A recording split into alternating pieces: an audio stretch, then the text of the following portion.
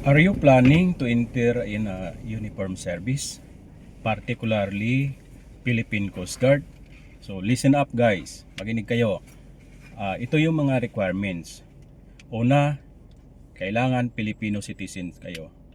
Pangalawa, mayroon kayong good moral character. Pangatlo, physically and mentally fit dapat kayo. At sa babae, mayroong height na 5'0".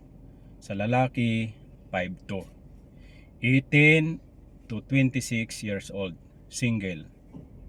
At mayroon kayong 72 units or graduate ng senior high school.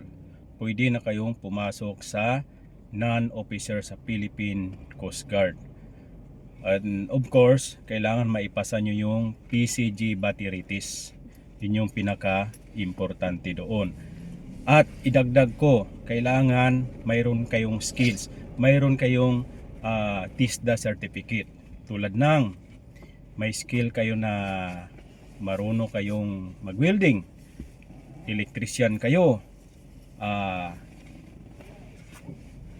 kung ano-ano pang may skills kayo kasi priority kayo sa kanila. So, kung mayroon kayo niyan, especially yung mga nagbabalak na pumasok sa Philippine Coast Guard, yung mga incoming, graduating senior high school, so pwede kayong pumasok sa kanila. Yun lang yung requirements para makapasok ka sa Philippine Coast Guard. So guys, good luck! Mga ka-dreamer, abangan nyo ang mga susunod pa natin mga videos. I-discuss natin o magbibigay tayo ng mga informations patungkol sa mga iba't ibang ahensya ng gobyerno kung paano kayo makapasok sa gobyerno. So, good luck mga ka-dreamer!